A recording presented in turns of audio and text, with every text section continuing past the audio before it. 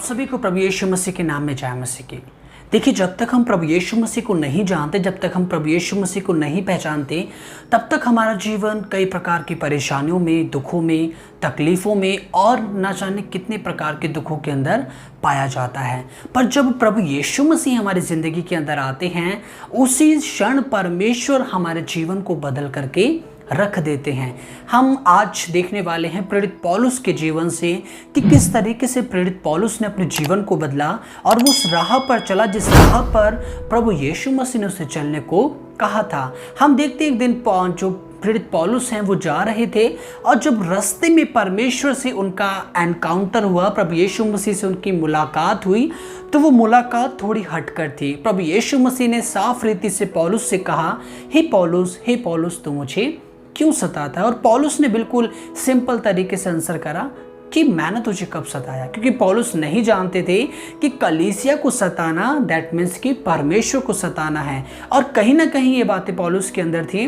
और हम देखते हैं कि जब पौलुस से प्रभु यीशु मसीह ने ये बात कही और जब प्रभु यीशु मसीह ने उससे बातें कही, तो वो हम देखते हैं बाइबल जब हम रीड करते हैं प्रेरितों के काम के अंदर, तो बाइबल बताती है हमें कि वो अंधा हो गया।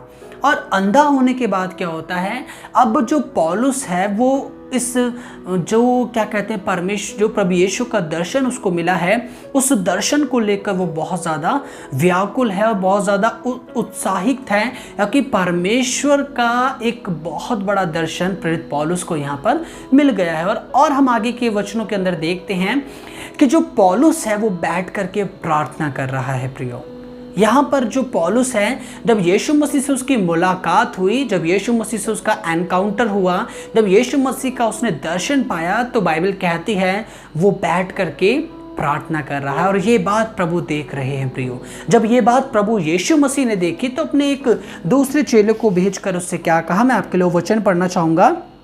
प्रेरितों के काम उसका 9 अध्याय उसकी 11 वचन में लिखा है, तब प्रभु ने उससे कहा, उठकर उस गली में जा जो सीधी कहलाती है और यहूदा के घर में शामुल नामक एक तरतुसवासी को पूछ, क्योंकि देख वह प्रार्थना कर रहा है।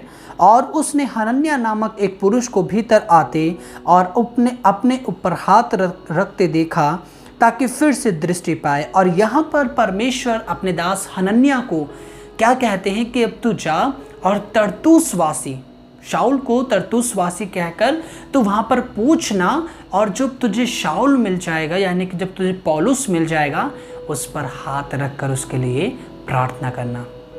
हनन्याह उसके पास जाता है। हनन्याह जब उसके पास जाता है, पहले तो वो प्रभु से कहता है, वो कलीसियाओं को सताता है, वो परेशान करता है, पर प्रभु कहते जा, क्योंकि वो प्रार्थना कर रहा है।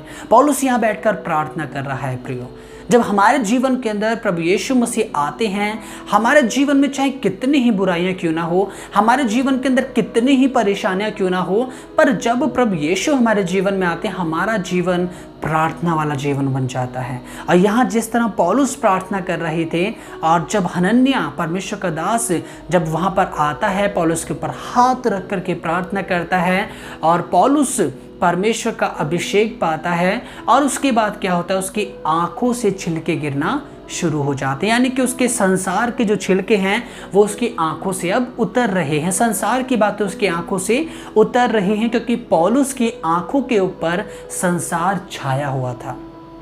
संसार और संसार की बातें पौलुस की आंखों के ऊपर छाई हुई थी, पर जैसे ही प्रभु यीशु मसीह से मिल जाता है, वो संसार के छिलके उतरना शुरू हो जाते हैं। एग्जैक्टली हमारे जीवन के अंदर भी ऐसा ही होता है। प्रियो, जब हम प्रभु यीशु मसीह से मिलते हैं, प्रभु यीशु मसीह हमारे जीवन के अंदर कार्य करना शुरू करते हैं, तब हमारे जीवन के अंदर से भी वो संसार की बातें उतरना शुरू हो जाती हैं और फिर हम आज़ाद हो जाते हैं। और उसके बाद यदि आप देखेंगे 10 वचन के अंदर, तो वहाँ पर आपको देखने को मिलेगा, उसके अगर आप 20 अध्याय के अंदर देखेंगे तो दमिश्क में शाऊल क्या करता है, प्रचार करना शुरू करता है।